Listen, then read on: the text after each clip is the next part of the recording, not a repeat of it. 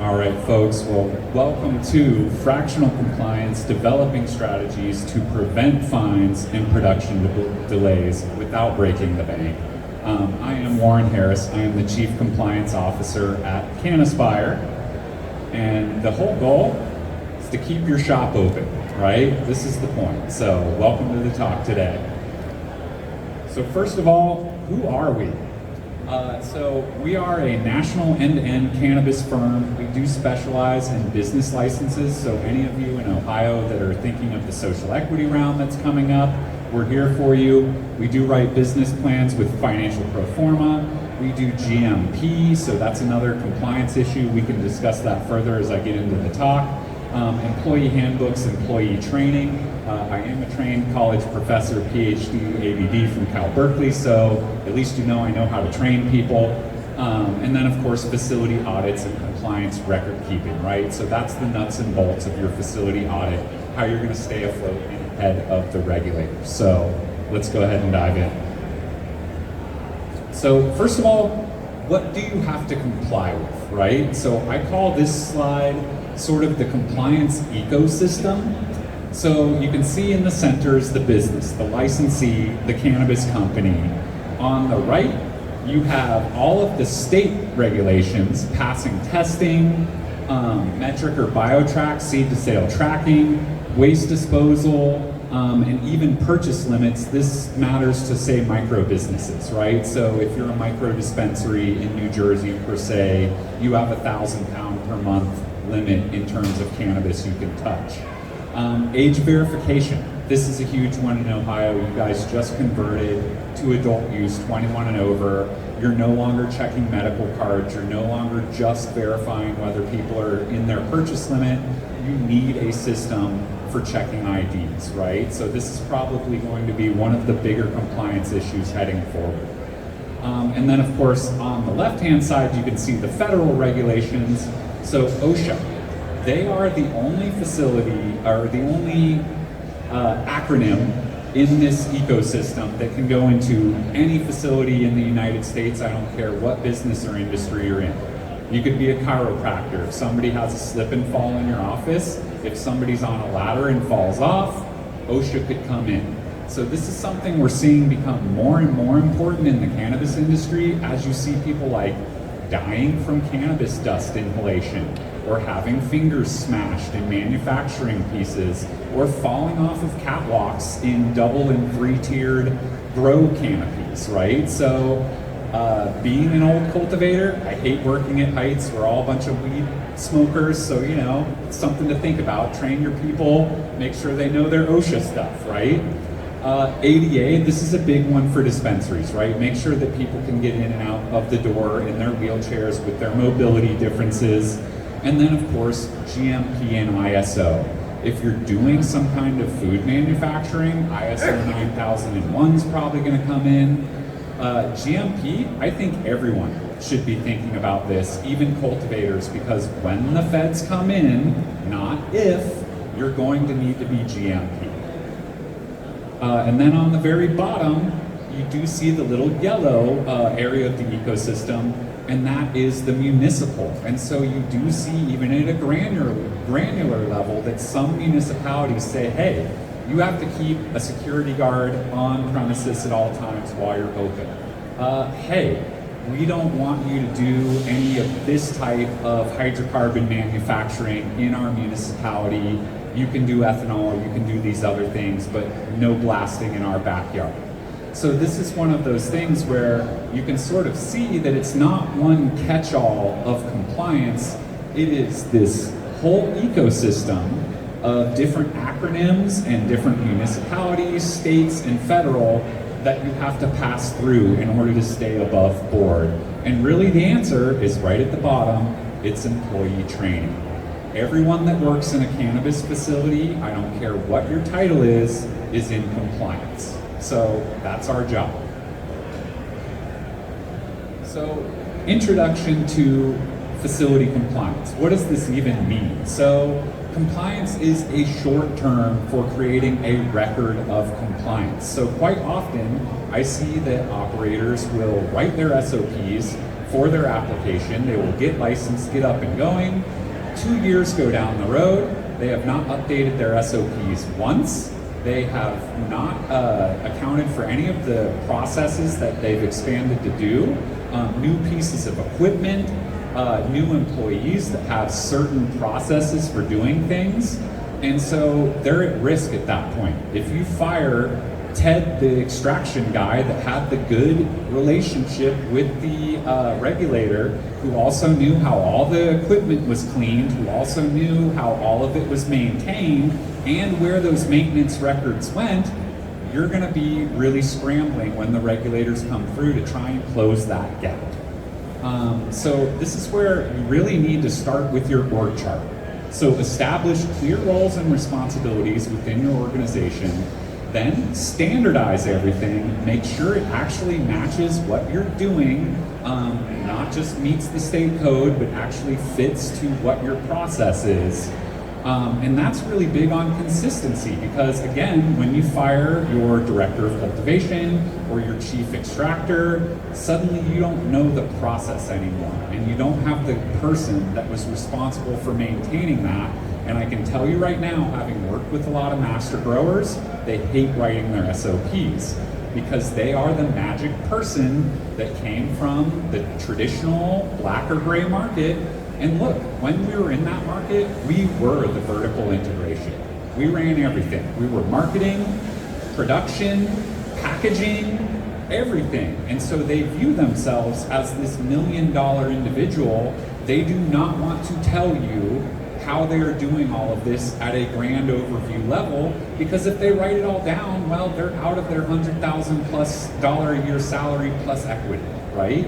So this is where it really takes you have to have a person that knows the process but is willing to work with you to systematize it, because you don't want a key man issue. You want your business to keep succeeding in and out of hiring and firings. So, and then lastly, I'm going to say this 100 times in this speech, so if you take away one thing, training, training, training, teach these people what to do. A big one is make sure they actually know what the code is. Call it out in your SOPs. So I'll see an SOP that says the dispensary license has to be posted in clear view at all times. It does not show the code citation, and it does not show that this is one of the items that regulators come in and check for right away. They walk in and go, okay, where's your license? You have a vendor come in and it's pop-up day, and they're gonna, set up something in your dispensary, and they have all these cool signs and stuff, and they hang one of those banners right in front of your license. And then it turns out it's random inspection day and you're out of compliance. Somebody at your front desk that knew that law and knew that code could have easily been like, excuse me, Mr. Vendor, Mrs. Vendor, this doesn't work. You can't cover our thing, we're gonna get fined. So it sounds silly, but you need to know what the laws are that you're actually upholding and why. Otherwise, you're blindly doing things and you're gonna mess it up. So what is the fractional advantage, right? So why do this on a fractional basis instead of hiring a compliance person? Really, the big one is cost. A dedicated compliance person is $60,000 to $100,000 a year. You have to train them, onboard them, there's benefits, there's all of this cultural aspect of getting them to take in all of your compliance program and understand what the goals are. This takes months, okay? So this is a process where really by using somebody who is a third party outside, you can save on costs, because we are basically contractors that work on a retainer. You don't have to pay us benefits. You don't have to pay us, any kind of bonuses at the end of the year, right? We give you a scope of work, we develop what you need, and then we plan it out so that you can take the reins based upon responsibilities established in your org chart. So the other one is it's really bad to have the person who does the checking develop the SOPs for checks. If it were me, I would make it as easy as I could to pass my checks and to get my job done. Because when I'm working hard, I want to get back to selling weed and making money, or growing weed and getting it down and harvested. I don't want to have to sit and go, does this checklist really meet all of the state code, and are we going to get in trouble if I don't do this? I just want to knock it out and get it done. So a third party prevents them from taking the easy route, checks all of the boxes, and really ensures that you're getting industry best practices, not just the way that the person wrote them is doing it. Also, focus. You're not going, when you're done with that harvest, could you go and sit down at your computer for 6 hours and just knock out that SOP? Focus, compartmentalize, divide and conquer, folks. So this is where it just saves you bandwidth at the end of the day. So what is the fractional process? So what would we do? How would we help you do this, right? So really it begins with a materials review and gap analysis. So the first thing I do is we make an online document repository, and I say, okay, give me your employee handbooks, give me all your SOPs, give me all your records and logs, give me any training materials and videos you have. I'm gonna dig through the state code and I'm gonna look for gaps. I always find gaps. I don't care who you are, how good you are, it always happens. So, and there are always best practices and other ways that you can tighten up that will benefit you to save you money and ensure your business in the long run. So then next step, update all of the SOPs, make sure we are calling out code citations, make sure it's very specific and customized to what the actual practice is, not just a generic high level, okay, you tagged the plant and now we're off to the races, right? Lastly, adding SOPs and record keeping to fill that gap, and then customizing your training materials, because now you need all of your training materials to fit your custom SOPs. So train, train, train, I'm gonna say it a lot. So continuing sort of on how we would get you to the end, you would assign these tasks out to your org chart. I've got an org chart up top, and sort of what we would be is that person off to the side, your fractional QA manager. And I put this here because you notice everything flows down from laboratory to QA QC. That's the person, checking the records, checking employees to do their jobs. And then these are all of your techs, your workers, right? Having that individual on the side is that third party looking in, independent. I'm not worried about, my relationship with the quality control or the chemistry or any of these people lower on the chart. Whereas look, the QC operator he works with these people day in and day out. And so there is a certain level of, well, hey, this is what the QA manager is telling me. It's out of my hands. I just need you to do it. It makes it a lot easier for them and insulates them. So really, it's a best practice. We perform a third-party audit, so this is where we come in sort of in that side role. If you're a dispensary, it's an inventory audit, and we'll check your dispensary for how it's set up, fire, ADA, all of these things, even your cameras. If you're a cultivator, I'm looking for quality assurance issues. I'm looking at your environmentals, I'm looking at your sensors, and I'm checking your plant tagging and plant tracking.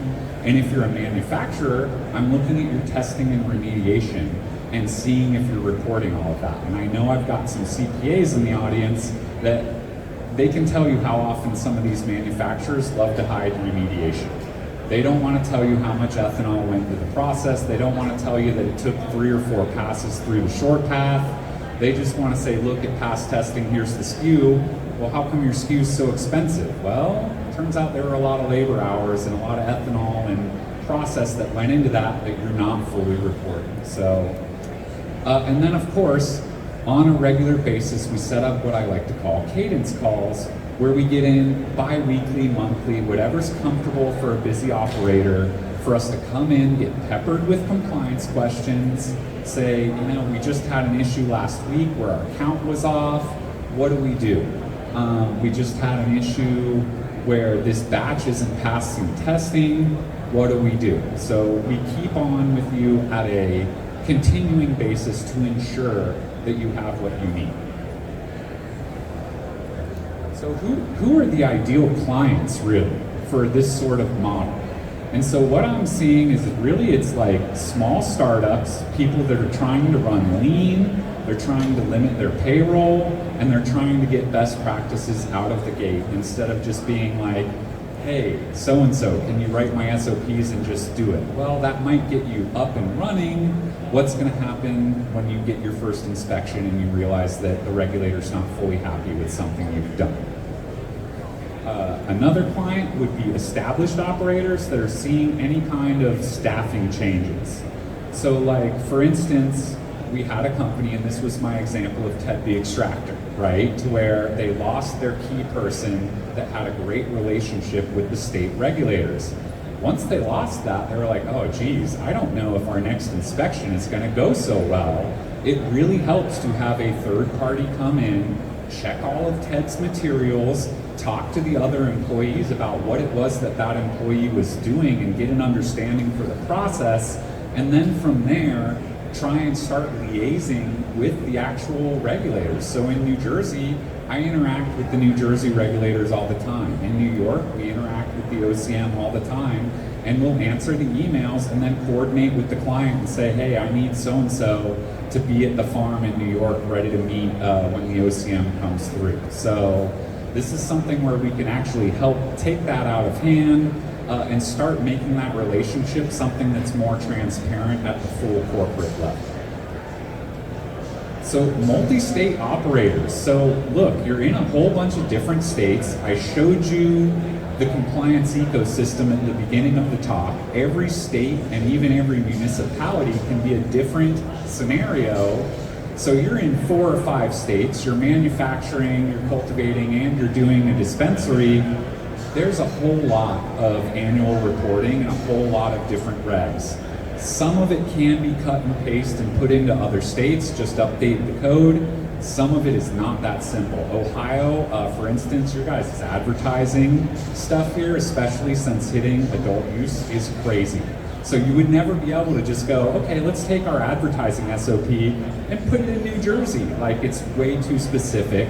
So this is where it really helps to have people that have a national breadth and aren't afraid to just hire some 1099 contractors to, hey, your focus is Utah, I'm gonna check your work and make sure it's good, and then we're gonna get another writer to come in and do Missouri or wherever. And so then, of course, understaffed farms and manufacturers, right? So this is where we've got a big farm in New York. They have no compliance person. They come from the hemp industry.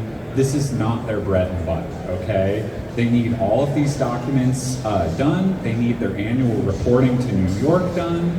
They do not have the time to harvest 1,200 plants out of an acre and also write all of their SOPs and keep track of their records. So this is where we come in, we meet with them on a bi-weekly basis, we check all of those records, we do their annual trainings, we sign off, and they are good to go with the state. They worry about growing weed.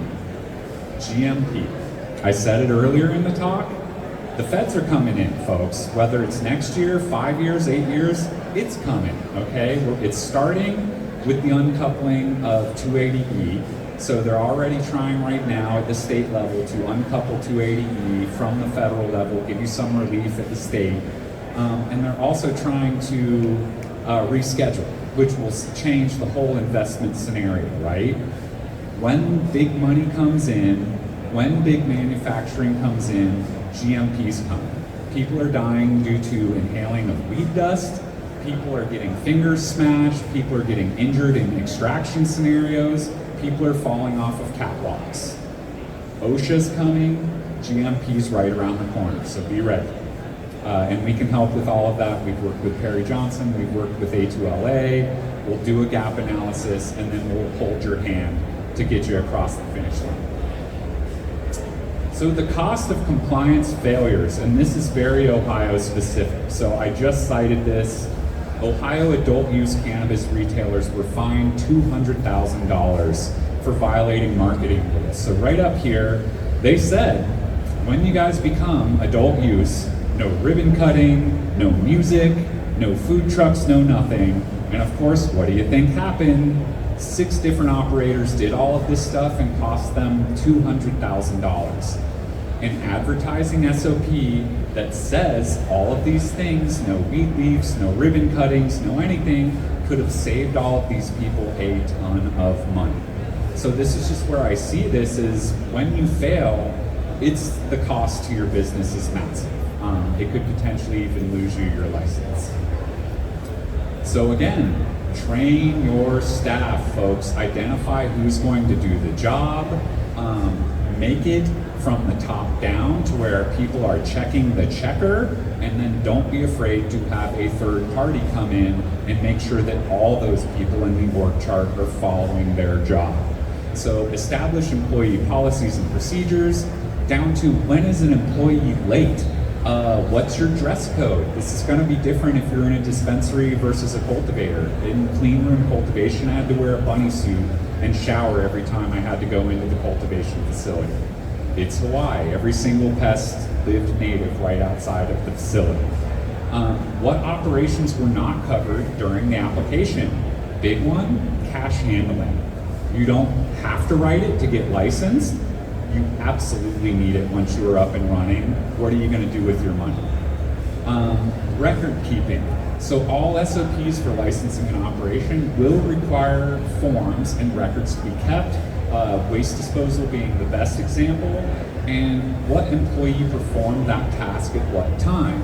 So it's not enough to say 10 pounds of cannabis waste was ground up with kitty litter and it was thrown out over here.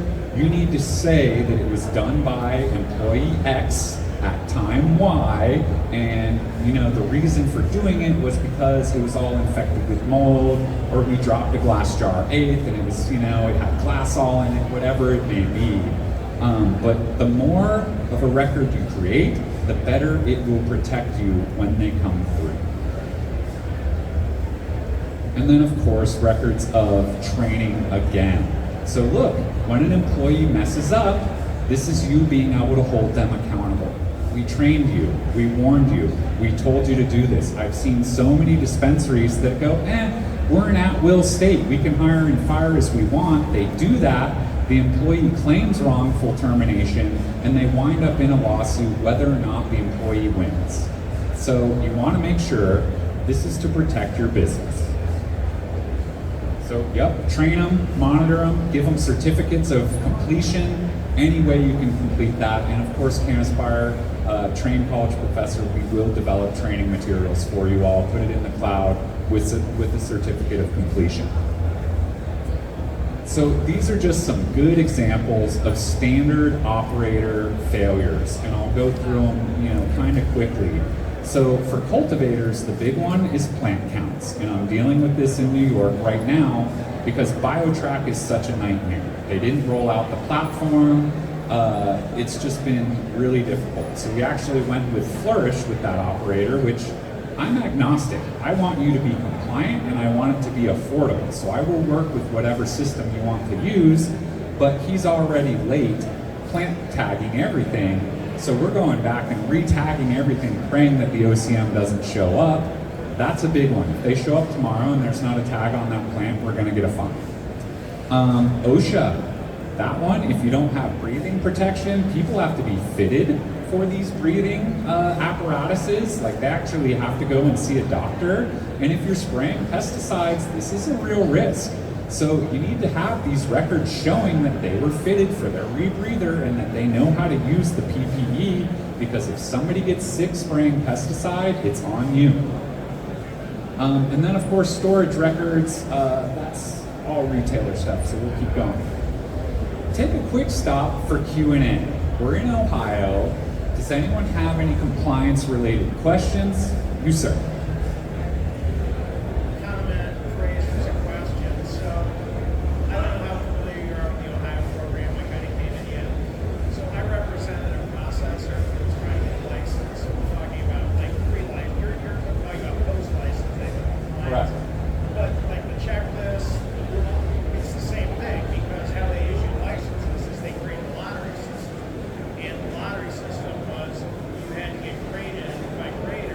Storage you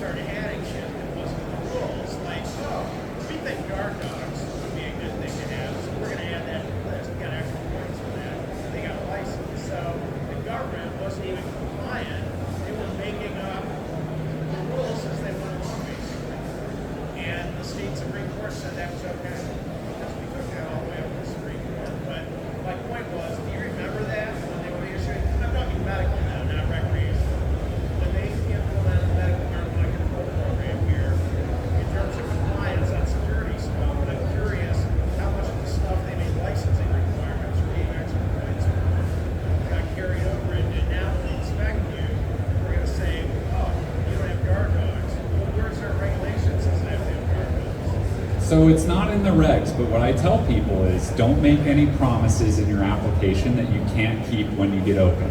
A big one is solar panels for cultivators. They all go, we're gonna offset, or you know what, we're gonna do HPS lighting for the first year, then we're gonna go LED, we're gonna get the rebate, it's gonna be green, this is our environmental impact plan.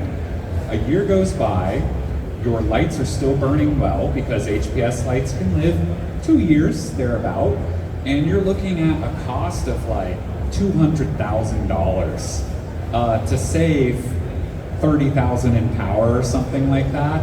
And you're sitting there going, oh, do I really have to do it now? And so this is the problem. Some states won't follow up. They won't look at the app and go, you know, it says right here that you were gonna have 180 kilowatt solar panel. Where's the panel, bud? But some will say, you wrote it into your plan, we gave you points, we licensed you on the guard dogs.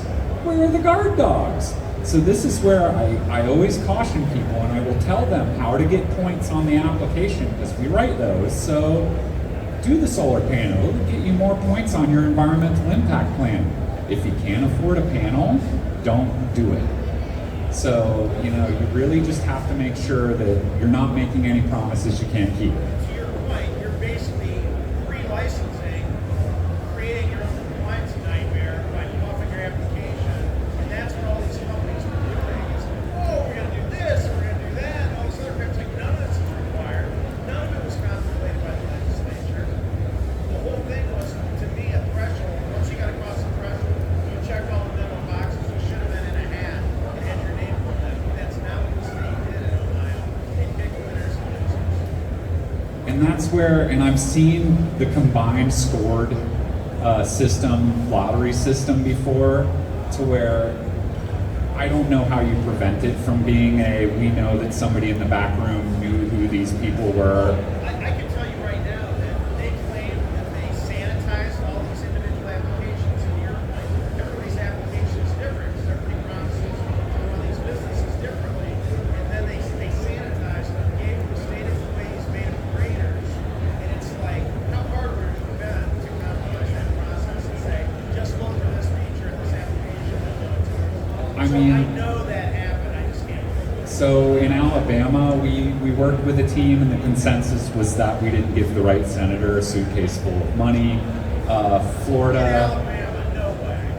right? And they, as a result, went through horrible lawsuits for almost a year following, right? There was years of lawsuits in Ohio, and in the medical program, they didn't get, the state didn't comply with the medical legislation said to do any of that stuff. And that, I mean, correct me if I'm wrong. Florida's a year and a half out from the last application, and they're waiting to see if it passes for adult use. So this is where the state does hold a lot of power at the end of the day. Fighting City Hall is really hard.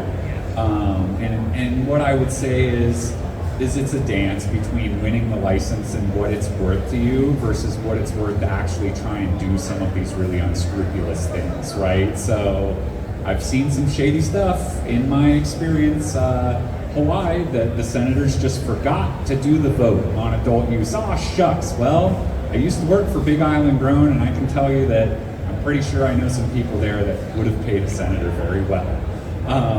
They've got the money to do it, and you know what? It went in their favor. I don't know what to say other than welcome to cannabis, right? So yeah, we can jump through this. Those were good questions if no one has any more. I appreciate you jumping in on that. So how to stay ahead of regulators, doing on time. So maintain current copies of the state municipal code, right? Make sure you have that. That's a really important one. Update the SOPs, the records and training on a regular basis. Usually having a schedule to do it helps because the code changes all the time. New Jersey's about to change its edibles law. Ohio just went adult use. Every operator in Ohio is currently updating their SOPs for making sales and verifying IDs. So this is a really big one. Collect data. I can't tell you enough, your market data as an operator is probably the most valuable part of your business. If you're successful, you have to show that trail. And so again, the CPAs, you guys teach them how to keep their records right because they need to do that. Disperse the compliance tasks. And this is what I kept talking about, is oftentimes you have one person that is the compliance person. It is too big of a sword of Damocles to hang over anyone. If you work in cannabis, you work in compliance. I don't care if you're a bud tender, I don't care if you're the master grower who doesn't want to do his SOPs or keep his records, right? Sir, question. Yes, sir. On that point. So basically what you're saying is your experience is having a designated chief compliance officer who's solely responsible is a common plan failure, and you're better off having more of a... Everything rides on them, right? How you pass testing, how you get along with the state, their programs for training and retraining, their programs for updating the SOPs. If they don't have a good program in place, your whole facility is at risk, right? So you're no longer secure.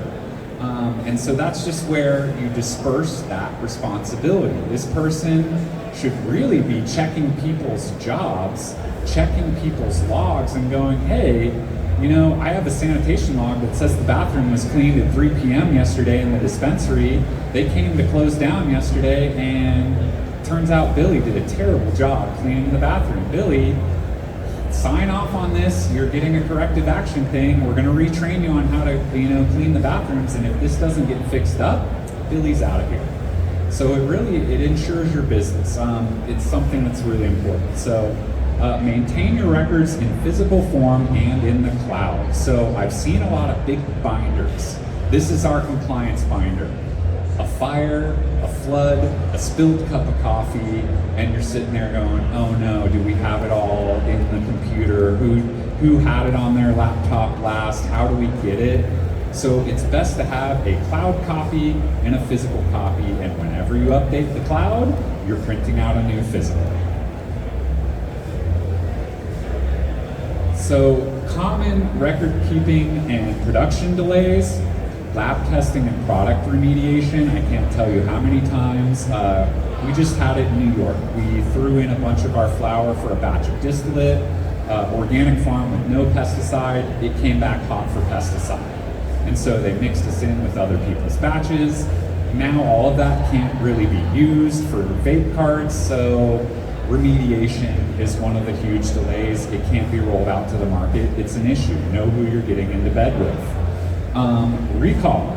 If your stuff gets recalled, the amount of money is tremendous. I mean, you're reimbursing your retailers. You've lost all the packaging. You've probably got to resupply them with clean products. So you've basically lost all of the value of that product. Plus, you could get investigated or fined if anyone had an adverse event and showed up at the hospital sick.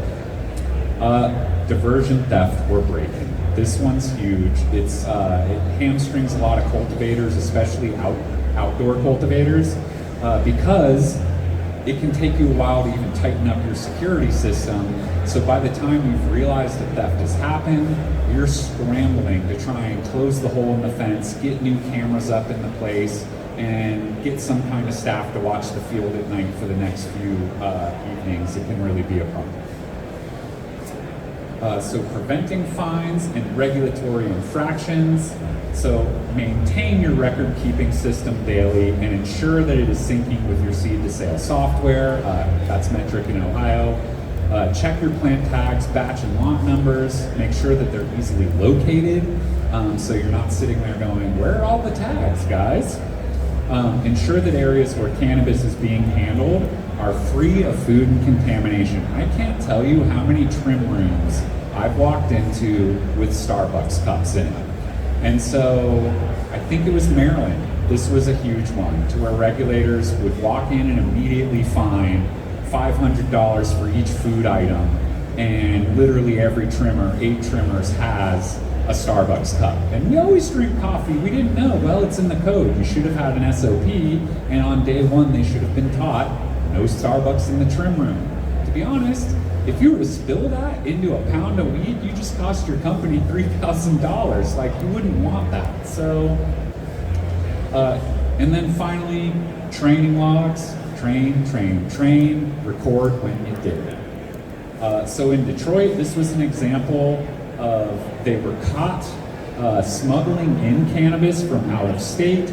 It was requested that they give the camera records to the state. They refused. They got shut down after a $75,000 fine. So again, lack of compliance will cost you your license. Your license is worth a few million a year.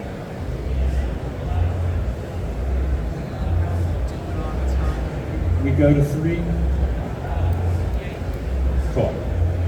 So common issues in cultivation, again, plant tagging, CO2 monitors. This is a big one. They're gonna check for that. People can actually die and have in like soda manufacturing. So that's, it's a funny thing, but you need to have your alarms everywhere. Failed batches, again, that usually is a byproduct of bad handling practices. If you have a failed batch, I can usually walk in your facility and find either a dirty room or a dirty trim machine or a trimmer without a pair of gloves on, I guarantee. And then lastly, security. When they come through to inspect, they're gonna take your facility map with all of the cameras, vault store access controls, and they're gonna check to make sure each camera is where it says it is on the map. If it isn't, you're out of compliance and that's a problem. You need to update your facility map. So these are the common issues.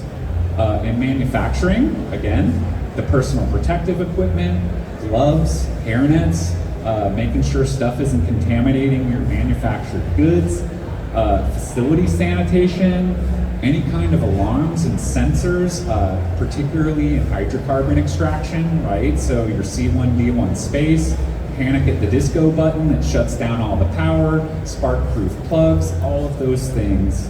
And then the ones that people often don't think about, industrial noises, signage saying, hey, C1D1 do not enter without PPE. These sort of things protect your workers and make sure that you don't get fined. And then common retail issues would be diversion. It's usually an employee. How often you do your counts and checks will determine whether or not you can find this easily or whether you're watching a month's worth of camera footage and trying to identify this stuff. Parking. I've seen fights break out in retail dispensary parking lots, making sure that you've worked with the municipality and have a good traffic flow model and adequate parking for the amount of business you're doing. It actually matters. And then really the big one is storage. Not having a segregated cannabis waste area, keeping it in the vault, not having any kind of log on what this waste was put in there for. These are really important to keep up with all of that for the state. Train them all. And folks, that's really the nuts and bolts of the talk today. If you have any questions, I'm happy to answer them.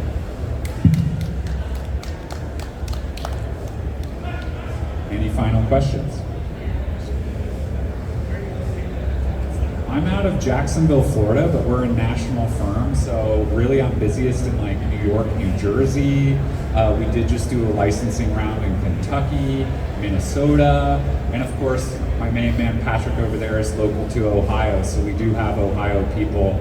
He's going to help me do some auditing at a retail dispensary next week? 2 weeks. 2 weeks, and so we're going to give them advice on best practices, check their metric logs, let them drive, and sort of do that. Eric? Yes, nationwide, like for a dispensary, what's the most common thing that you see where it would be a red flag against you? The state regulators, the local municipalities, management, anything like that. What would be like one of the biggest things that you see at a dispensary? So a big one would be at a retail dispensary nationally, inventory tracking. So the one I just mentioned where we had an issue, they weren't doing blind counts weekly. And so they discovered a discrepancy. I mean, it was one joint. It was probably on the intake. They didn't count and they were like, oh, we're off one, but they didn't reconcile that. So without the weekly blind count, you're sitting there going, uh-oh, the last inventory count was a month ago, and you're trying to backtrack through a month of camera footage and logs and like intake of product to try and figure out where that one joint fell out. Another one would be metric especially will go negative. And so regulators, if they see any negative numbers, they know that you're off, right? You shouldn't have any negatives, but it will let you do that in the system. So that's an immediate red flag. And this is all access to the state. So when the state starts seeing, hey, you've got 5 negative SKUs here, they're gonna show up and go, hey, open up my metric. And by the time you hear that, you're already in trouble. That's bad. And then lastly, another big one is I see things get down to 1. And then it turns out it was sold and they're actually at 0. So when I'm reviewing metric, I'll quite often be like, okay, that thing that says 1 right there, go into the inventory and show me that you actually have just 1 joint. And if it's actually 0, you've got a discrepancy. When was the last blind count? We need to hunt this down, right? So usually it's inventory, usually it's something to do with metric. Maybe to add a little bit to scare tactic form for financial statement audits, your whole inventory is subject to that. Sometimes we specifically will call out the old product quantity 1. All right, if it's not there, we extrapolate that arrow every point you have statement. If you counted 10, you had 11. That error is It's tenfold, yeah. You've done it 10x. And so this is where just being able to identify the employee that miscounted, being able to give them a corrective action, retrain, reassign, that way you can sort of ensure that you're being accountable and the state's not going to fine you because, hey, we retrained him, we fired that person, whatever it was, you covered your rear. So, yeah. Yes, sir? Is that how you guys are set up regionally in terms of your structure? The colors on the map behind, is that how you guys are structured? Oh yeah, so this isn't our map. We're everywhere. Yeah, we're in every state that has cannabis, so. All right, well I think I'm at time. So I'm gonna be over at a booth over there if anyone wants to chat.